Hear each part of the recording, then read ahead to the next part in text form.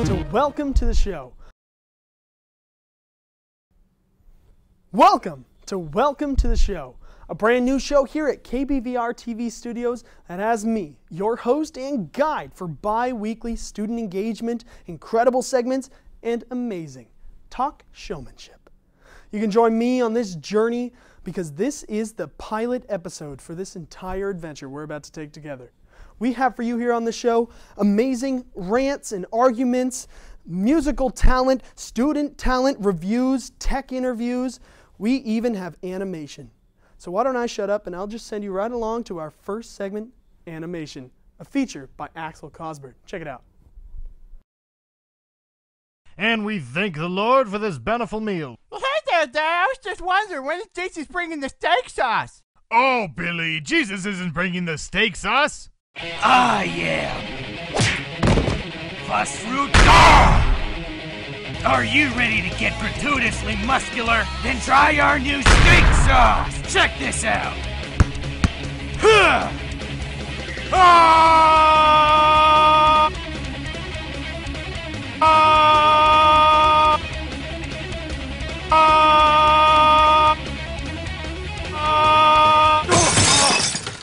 Normally that would have killed me, but not with steak sauce. Hey there, how you doing? I'm Sylvester Stallone. I've heard lots of action movies, and when I get low on energy, I drink steak sauce. Steak sauce gives me the energy I need to get back out there and get the lava doddle and to back in the saffron there.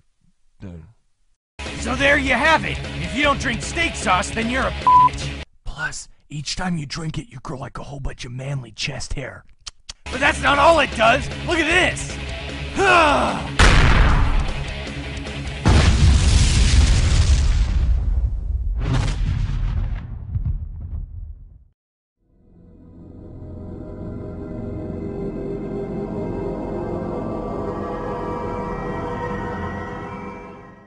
So come buy your steak sauce today.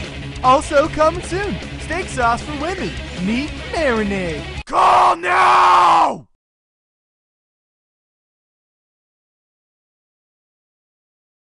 Steak sauce, right? You know, I once downed a whole bottle of A1, turned my pee brown for a week. Never mind that. What you just watched there was an animation by a friend of mine, Maxwel. If you want to see more of what Axel's done over the years, you can check out his YouTube page. URL is on the screen. You know, you might be able to find some of yours truly on some of those videos there. Yeah, forget that. If you want to see more animation on this show, please guide your way over to KBVR TV's YouTube or Facebook and Twitter page with the hashtag WTSOSU. And be sure to like and follow us while you're there. You know, what I've grown to notice over my years is that people love to argue. They live for it. But it's very easy for those arguments to get a little out of hand. You know, we've all been in that situation, and we've seen the fury that comes with it. So what I've proposed is that we have a little more communication, a little more balance in our arguments. So in order to create this, I have brought on my friend, who can give us a little more rational exploration into an intellectual discussion. And with that, I introduce to you my friend, Ben Lawrence. Well, Max, I thank you for that wonderful, however misleading introduction. You see, I carry with me today no intention to be rational, reasonable, or at all level-headed. From a young age, I've always been known to be quite the contentious fellow. Along my rib cage is a 6-inch scar from the time my brother and I disagreed on the correct definition of opaque. I once found myself toe-to-toe with a teacher when he asserted that a parsec is a unit of time. And of course, one cannot forget my lifetime ban from the Tucson Zoo following an altercation with a patron who could not distinguish between a black-throated sparrow and a cactus wren. In my long and illustrious career of indiscriminate confrontation, I have come to realize many great truths in the art of debate, the most important of which being winning the argument is more important than being right. Indeed, there is a difference. See, I'm somewhat of a pioneer in many argument tactics, some of which include preemptive voice raising, personal attacks, and of course the timeless and elusive art of switching positions mid-argument once you realize you are wrong. Today I am joined by a young man named Grant Bettendorf, feeding in from the phone to the speaker here. Grant, how you doing? I'm doing good, man. All right, now it's my understanding that you have an opinion, and further you would like to convey this opinion for us, the audience. Now, why don't you go ahead and get started on that? Okay, so my question to you is, should sports athletes be role models or not? Well, it's a great question, Grant, and I have thought about before, and I've come to the conclusion that, of course, they should. There's no other question. They are absolutely role models to our youth, and what's your opinion on the matter is what I have to ask you. My opinion on the matter is that sports athletes should only be role models for what they do on the court. Mm-hmm. So let me ask you, Grant, what is your definition of a role model? A role model is someone that you look up to for what they do. Mm-hmm. And do you emulate their actions? And do you try and follow in their footsteps? Follow in their footsteps, yeah. That's why you don't follow what they do off the court. Like, for instance, Allen Iverson throws a chair, or supposedly throws a chair at a girl in a bowling alley, yet he's still arguably one of the best players ever play. So I still look up to him as a role model, even though he doesn't do smart stuff off the court. Because you have a bright future as a professional basketball player, right? No. Okay. Model my game after him. Okay. Well, yeah. I'm going to have to cite a study from the year 2000 that found that while kids age 9 to 19 do emulate athletes for their on-court actions, they also emulate their actions off-court. So I don't think that's right. I don't think that should be. You don't think that's right? Well, they matter found what they do off the court. You should want to follow in their footsteps and admire them for what they have achieved on the court. Well, you see, the individual does not determine whether or not he is a role model. Under your definition, society or their target market would determine whether or not they are a role model. And kids are definitely within that target market. And whether they like it or not, when they see people, stabbing people off court, they're thinking that's okay. Now, maybe that's a bit of an extreme of an example, but as far as doing drugs, they think it's okay to go ahead and do drugs to get an edge on the competition. And I'm saying that's unfair to the athlete to put them in that scenario. The society should look at these athletes and admire what they've achieved on the court, not what they have achieved off the court. That's something society should change their view on.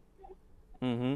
Well, I don't think that's really up to the athletes. That's the point I'm making, Grant, is they cannot change society's view on them. And kids are, whether they like it or not, they're always going to look up to them and emulate their off-court actions, good or bad. So whether or not they like it, they're the ones who need to change and grow up and stop doing the stuff off the court and realize that they are representing something greater than themselves. Okay. Mm-hmm. I don't agree with that at all. You don't? Well, no. I cannot change your opinion. I mean, whether or not you take evidence to heart when someone presents it to you, I can't do anything like that. And that makes me question your cognitive ability, Grant. Do your parents let you exit the house without a helmet on? What are you talking about? Do you need a helmet to leave the house? Because what I'm hearing right now is a person who is not able to process information correctly. No, I do not need a helmet when I leave the house. Well, that's very surprising to me, My Grant. ability to process information is fine.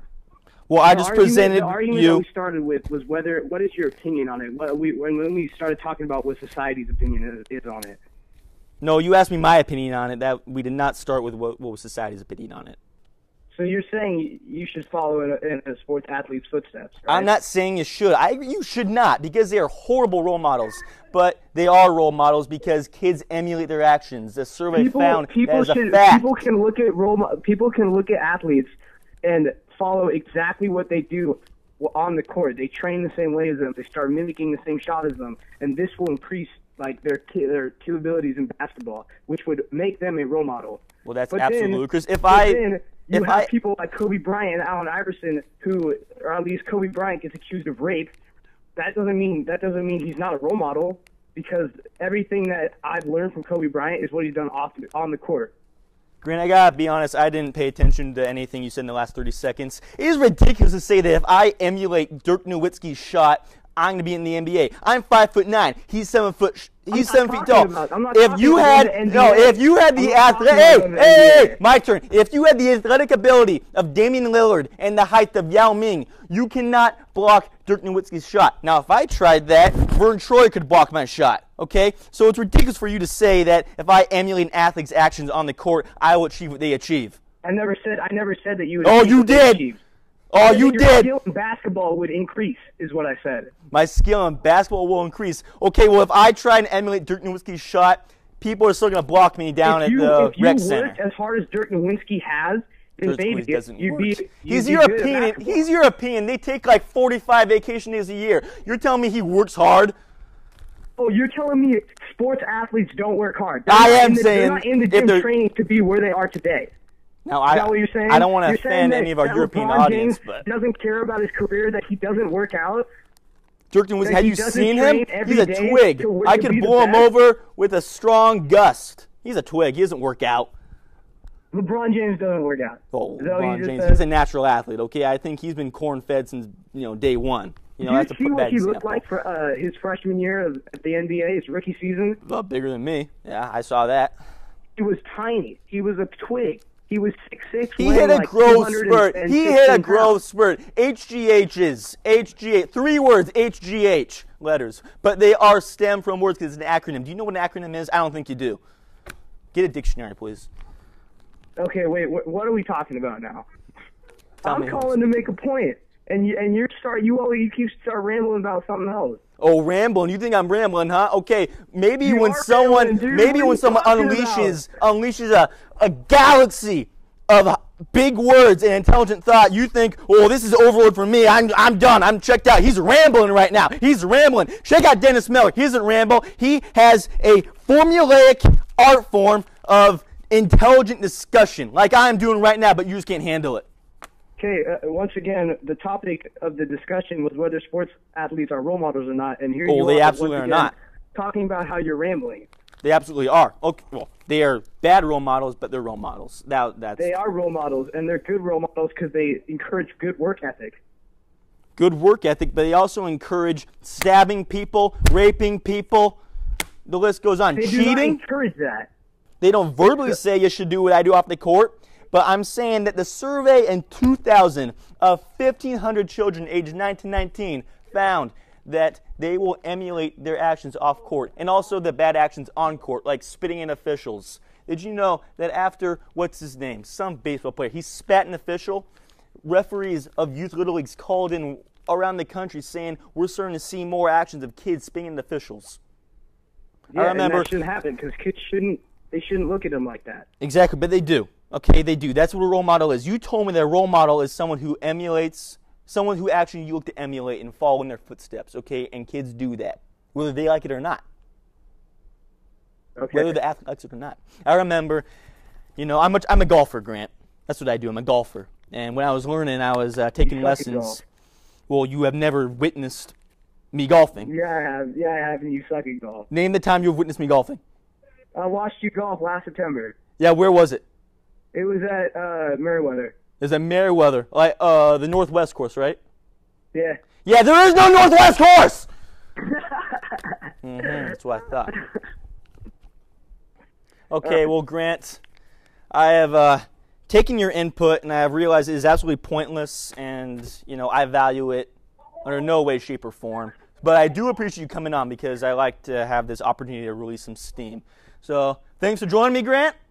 Yep, no problem, Ben. All right, have a good one, buddy. All right, you too, bye. How do I turn this off? That didn't go quite how I expected it to. However, if you would like to put your input on who won this little tiff, please let us know on our Facebook and Twitter page with the same hashtag, WTSOSU. Also, if you have an argument that you'd like to bring up with our very own Ben Lawrence, please email me at myownit, and I'll get you set up. You may have noticed OSU's own famous and iconic Groovy Man, Dancing Mike, breaking it down with every step and every student who passes him by. It makes you wonder, where did he get all of his talent? I mean, he really is quite a talented man. I mean, check it out for yourself.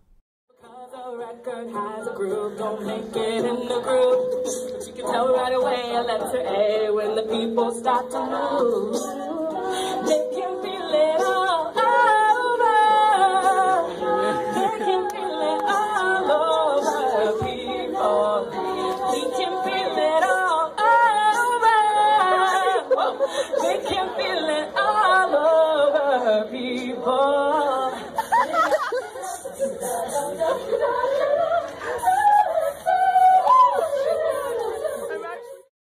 Talent like this is apparent all over the campus, and you may never even notice.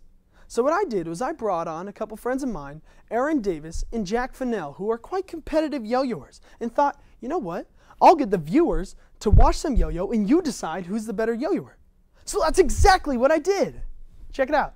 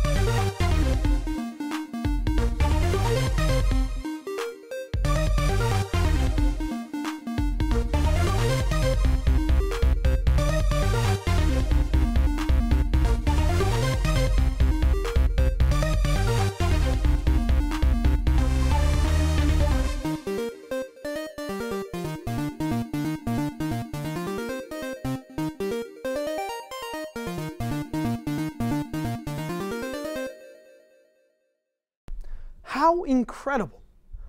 If you want to tell us who you thought won this yo-yo battle today, you can log on to our Twitter or Facebook page and let us know with the hashtag WTSOSU. I mean, there's talent like this with all of our students here all over the campus, and we never even know it. So I'm asking you, the viewers, to email me at the address listed on the screen and let me show your talents here in the studio. So it looks like the show is coming to an end today, which is sad, I know. But to end this show, as great as this, we're going to have to do this in style. So help me to introduce our musical guest, the beautiful and talented Kinzer Nyden.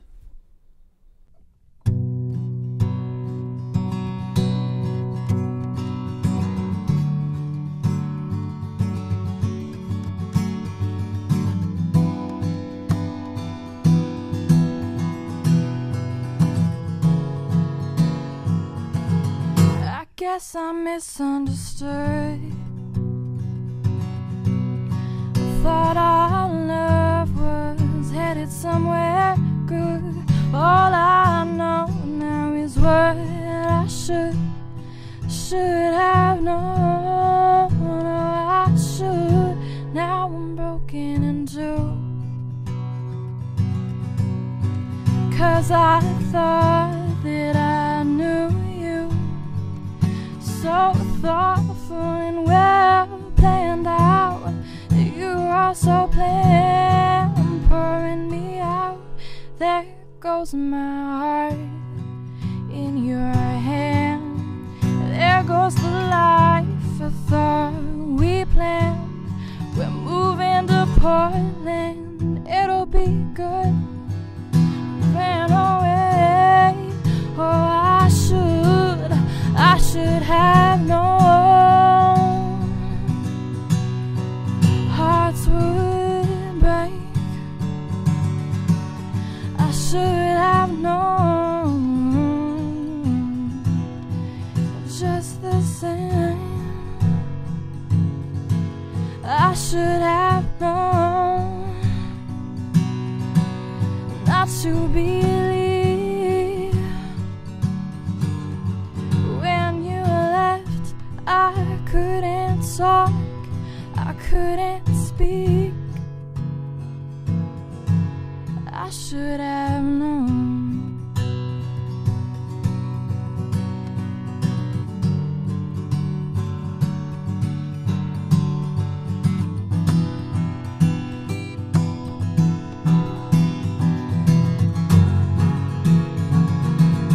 I guess I wasn't right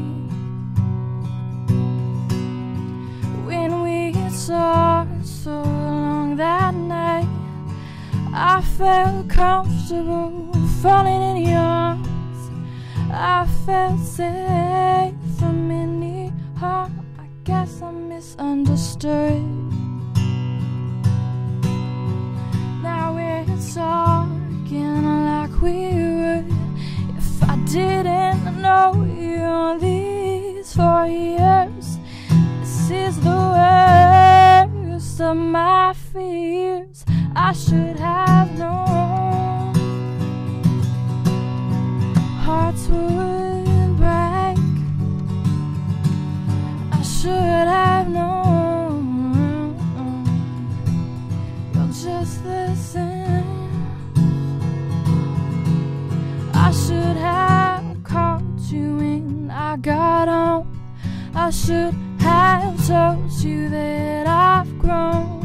I should have explained myself. I should have known why. Why am I blaming myself? You made me cry. I should have known. Hearts would break,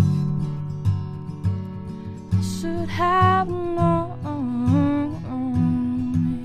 You're in my veins, in my veins. I should have known.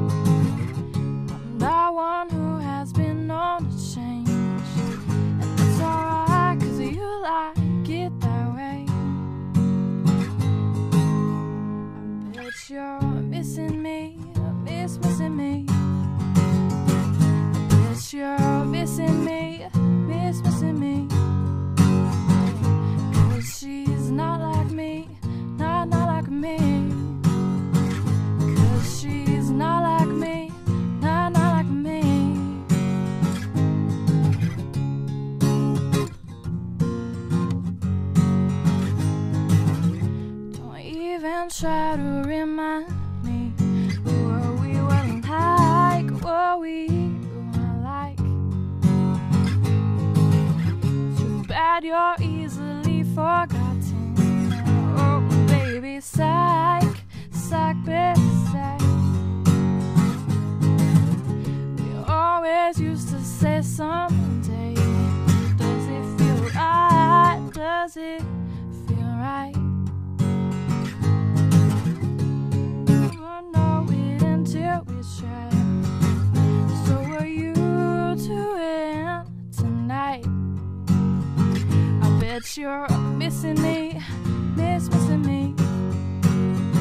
I bet you're missing me, missing me. Yeah, 'cause she's not like me, not like me. 'Cause she's not like me, not like me, not like me. As you just heard, Kinzer Knighton is a very talented student here at OSU and has a whole lot to offer to your iPod. So keep your eyes and ears open for her first album, and be sure you're the first one to own it. As we stated before, we want to hear your music on this show, so please email me at this address and we'll be sure to see if your music can rock this show. And with that, I bid thee farewell. But we'll be back next term for more arguments and rants, more talented students, more musical guests, and more. Welcome to the show. I'm your host, Maxwel Bettendorf. Until next time.